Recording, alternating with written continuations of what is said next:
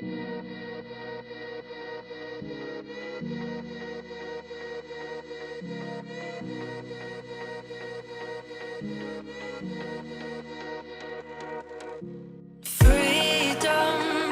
I never had the chance to run. Leave behind the said and done. Figure out what's to come. Assalamualaikum warahmatullahi wabarakatuh Kang Bro. Ketemu mana dengan Iwan beneran Kang Mas. Cak, seperti yang sampean tahu ya, IWB sudah nge-share ke sampean beberapa hari lalu mengenai isu didepaknya Tardozzi dari tubuh Ducati. Dan ternyata Mas, ini nggak hanya di Indonesia hebohnya, sebab di Italia pun hebohnya luar biasa. Dan berita ataupun isu tersebut ternyata juga sudah nyampe atau masuk ke manajemen Ducati. Jadi teman-teman, ini adalah update buat kalian semuanya tentang isu yang sudah dibahas di beberapa media-media Italia, termasuk MotoGP News, termasuk juga ada beberapa media besar yang ternyata membuat gerah Ducati. Dan tentu saja Cak, kita juga penasaran, apakah betul semua yang diisukan tersebut? Apakah betul rumor Tardozzi dipecat dari Ducati, ditendang dari Ducati gara-gara ada friksi dengan Gigi D'Alina? Jadi itu akan menjadi pembahasan kita di video ini untuk memberikan gambaran seperti apa sih sebenarnya yang terjadi di tubuh Ducati. Selain itu Cak, kita juga mendapatkan beberapa informasi termasuk keraguan Ducati untuk memperpanjang Marquez. Ini juga menarik Cak, kita juga terkejut, pin surprise, kok bisa? Kenapa Ducati harus ragu dengan Marc Marquez? Kenapa Ducati harus berpikir ulang untuk memperpanjang Marquez? Dan itu dilontarkan oleh Domenicali sebagai big boss nomor satunya di Ducati, yang ternyata juga membuat kita semuanya penasaran. What happened ayak naon Kang Mas?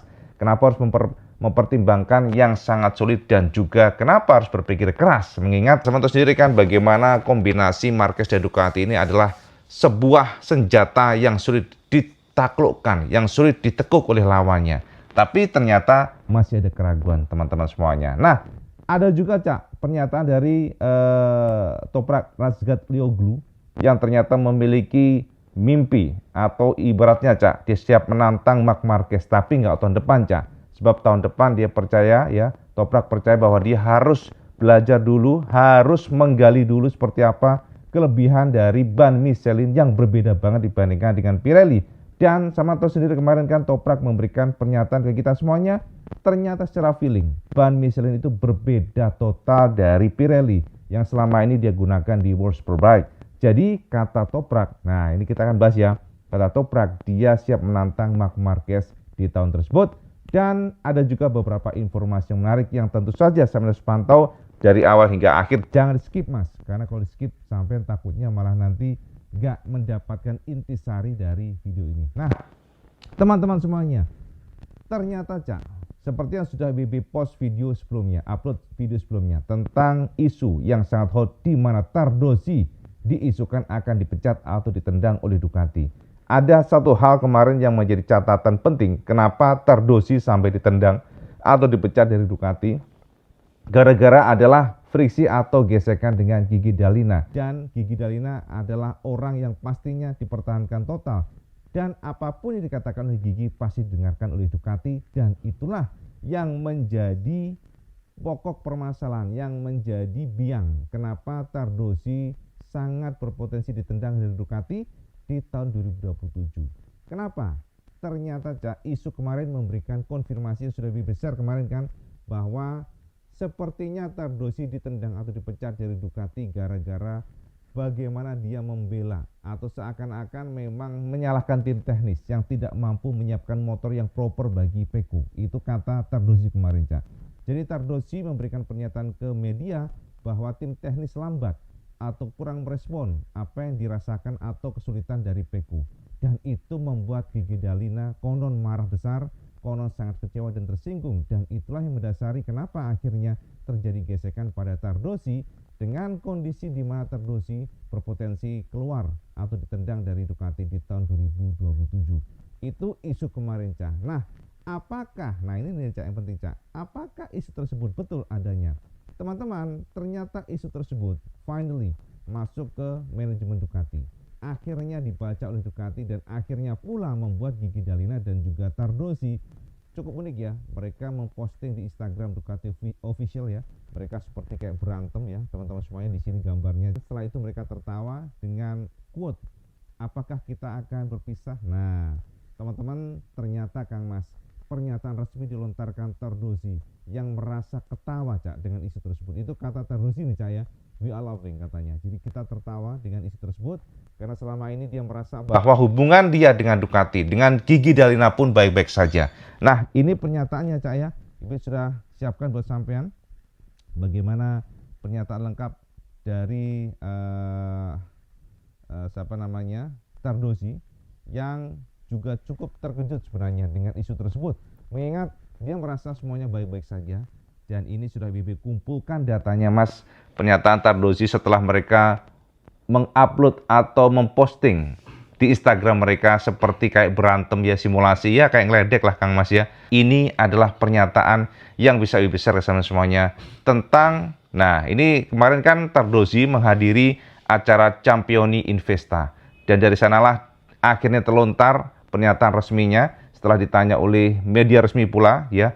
Jadi ini kata Tardozi yang membantah keras bahwa mereka akan berpisah atau mungkin secara kasarnya Tardozi dipecat, ditendang dari Ducati. Berikut kata Tardozi, itu rumor murahan dan tidak berdasar.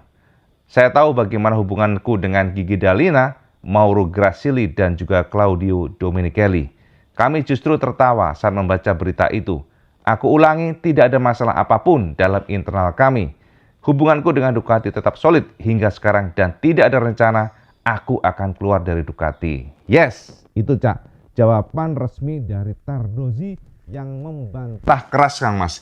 Membantah mengenai rumor dia ditendang dari Ducati, dipecat dari Ducati, dan bahkan menurut Tardozi, mereka sekarang akan fokus untuk tahun depan. Nah, teman-teman, mereka menggunakan, atau Tardozi dan juga Ducati menggunakan Instagram dengan kata divorce.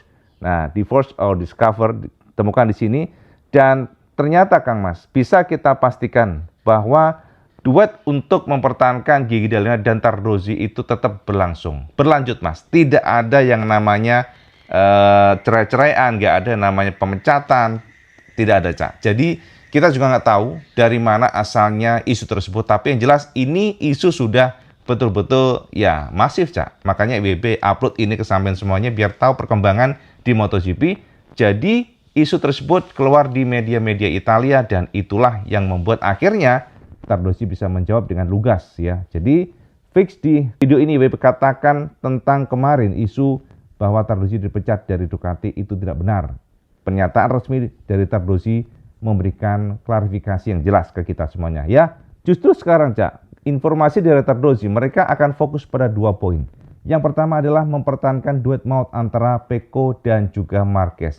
Jadi even Pecco problem, kesulitan, menurut dia duet mereka berdua ya, antara Pecco dan Marquez tetap akan dilanjutkan oleh mereka. Yang pertama, dan yang kedua adalah mereka merasa stabilitas manajemen itu baik-baik saja. Jadi nggak ada masalah.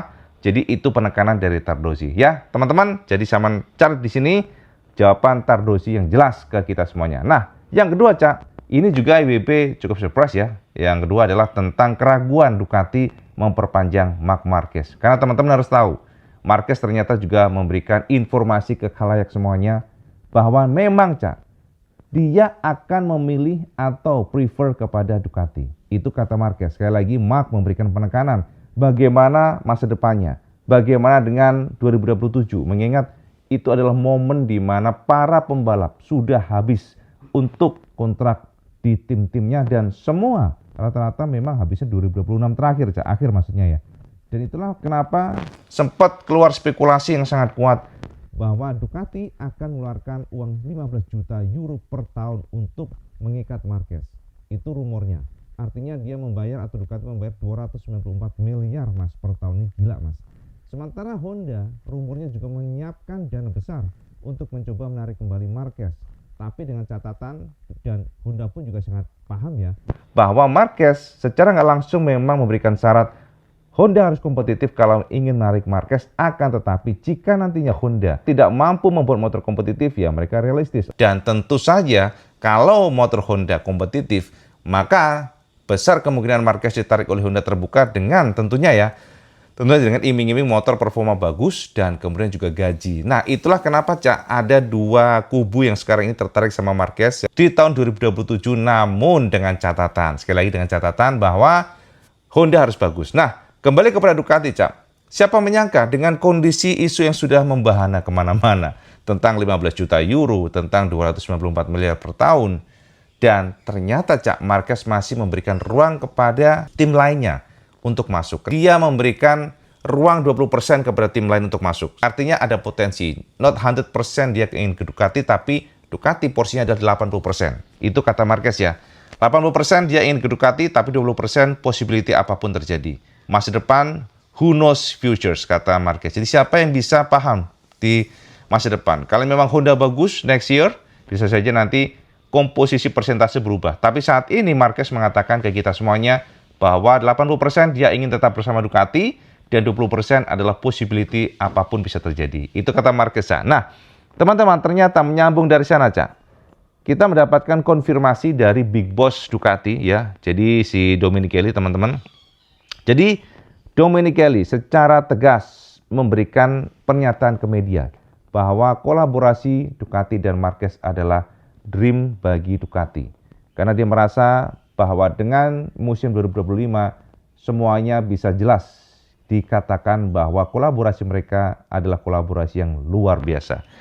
Akan tetapi, Cak, Domenicali ternyata memberikan satu hal keraguan yang membuat mereka pun berpikir apakah mereka akan terus memperpanjang Marquez 2027 sampai 2028. Ingat, Mas, sekarang Marquez sudah 32 tahun, next year 33 tahun, dan ketika nanti 2027 maka artinya Marquez sudah merambah ke angka hampir 35 tahun, 34, 35 ya. Dan itu adalah angka di mana biasanya pembalap peak untuk skillnya menurun drastis. Tapi ya sama sendiri kan faktanya 32 tahun Marquez still very sharp ya, sangat tajam, still very fast dan unbeatable dan adaptif banget. Ada 3 poin, Cak, yang saat ini menjadi garis besar dari Domenicali. Yang pertama adalah faktor usia, Mas. Itu yang pertama ya. Jadi informasi Domenicali yang walaupun mengatakan ya ini ya quote-nya ya, Mark telah beradaptasi dengan baik. Ada keinginan dari kedua belah pihak untuk melanjutkan kerjasama ini. Namun ia menambahkan catatan penting bahwa semua aspek perlu dievaluasi secara mendalam sebelum kami meresmikan apapun. Jadi nggak hanya keinginan doang, Cak, tapi harus semua aspek betul-betul dikalkulasi. Itu kata Domenicali, dan ini dia ada 3 poin yang mempengaruhi kontrak ya teman-teman semuanya. Bahwa yang pertama, usia dan performa. Meskipun masih kompetitif, Cak, Ducati terus memantau konsistensi Marquez di tengah persaingan dengan pembalap-pembalap yang lebih muda. Jadi mereka harus melihat dulu nih. Mereka nggak mau bubur, kata Domenicali. Mereka nggak mau in rush untuk memperpanjang kontrak Marquez for 2027-2028 ya. Karena kenapa? Karena mereka ingin melihat di tahun depan apakah Marquez setajam tahun ini. Itu dipantau juga ternyata oleh Ducati. Bagaimana konsistensi Marquez untuk bersaing dengan pembalap muda lainnya. Yang pertama. Yang kedua adalah keseimbangan tim. Ducati harus menjaga keharmonisan dalam garasi. Keberadaan Francesco Bagnaia ini memang agak rancu ya. Mungkin berkaitan dengan bagaimana Pecco Bagnaia. Sebab kenapa, Cak? Pecco ini mentalnya benar-benar hancur, Kang Mas. Kita dapatkan konfirmasi dari Pol Espargaro. Memang sama tahu sendiri Pol kan pernah bersama Marquez ya di masa lalu. Dan memang, Cak, Marquez ini adalah teammate yang menghancurkan. Itu kata Pol. Kenapa? Sebab Marquez seringkali berseberangan dalam arti feelingnya dengan pembalap yang reguler. Artinya pembalap yang biasa mungkin kesulitan dengan motornya. Tapi di saat itulah Marquez menunjukkan tajinya. Marquez menutupi kelemahan motornya. Dan itu yang membuat pula akhirnya mental dari teammate-nya atau ya satu rekan dari Marquez hancur. Sebab kenapa? Mentalnya maksudnya. Sebab kenapa? Ya motornya nggak enak kok dipakai Marquez kok kenceng gitu loh masalahnya. Itu kan terjadi sama Pecco Bagnaia saat ini. GP25 very struggle ya. Tapi ternyata di tangan Marquez super fast. Dan itu, Cak, yang membuat frustasi, Kang Mas. Pol Espargaro mengatakan demikian, Cak. Jadi menurut Pol Espargaro, keunggulan Marquez adalah kemampuannya mencapai batas lebih cepat dari pembalap lainnya. On limitnya itu loh, Cak, yang tidak bisa dimiliki pembalap lainnya. Dan jika itu terjadi seperti kasus Pecco, maka potensi Marquez di atas motor, yakni kemampuan beradaptasinya memang masuk kategori tidak normal. Itu kata Pol, Cak. saking pinternya, saking bedanya. Ini kata Bos Espargaro. Jika kau punya masalah, tapi rivalmu tidak merasakannya atau merasakannya jauh lebih sedikit, seperti kasus Mark, dia menang seperti caranya menang. Dan disitulah kau akan tenggelam dan kamu akan merasakan masalah itu lebih dari sebelumnya. Itu yang terjadi pada Pecco, Cak. Kalau motor nggak enak bagi pembalap yang biasa ya, tapi di tangan Marquez itu kencang, itu yang membuat mental kamu jatuh, hancur, Cak. Jadi itu teman-teman semuanya yang menjadi juga pertimbangan Ducati ya, untuk memperpanjang Marquez atau tidak, semuanya akan dipantau seperti apa. In case nanti kalau memang ada perbedaan dari sisi apa yang diharapkan oleh Ducati untuk Marquez perpanjangnya nanti, maka bisa saja mereka akan mempertimbangkan untuk tidak memperpanjang kontrak Marquez. Itu kan brutalnya, ekstrimnya, Cak, ya. Dan kemudian juga regulasi 2027. Jadi ini beberapa poin di mana memang Ducati ada 3 hal yang dipertimbangkan. Yang pertama adalah dari sisi usia, itu adalah negatifnya, tapi yang kedua adalah dari sisi Pecco Bagnaia, ini adalah balancingnya, penyimbangnya, dan terakhir adalah 2027. Ini penting sekali. Jadi Ducati akan mempertimbangkan serius Marquez untuk diperpanjang karena 2027 Ibu sudah share kemarin bahwa itu adalah tahun di mana semuanya dari zero atau nol. Aeronya betul-betul berbeda, di mana semua kontrol aeronya dibatasi. Jadi motor seperti kembali ke zaman konvensional, dan itu adalah satu-satunya hal di mana Marquez diprediksi super strong, mengingat dia punya experience dengan motor yang model ya reguler ya, Cak, yang biasa ya, konvensional, dan itu menjadi pertimbangan pastinya dari Ducati untuk memperpanjang Marquez. Itu ya teman-teman semuanya. Tapi Cak, regulasi 2027 itu akan menjadi hal penting bagi Ducati.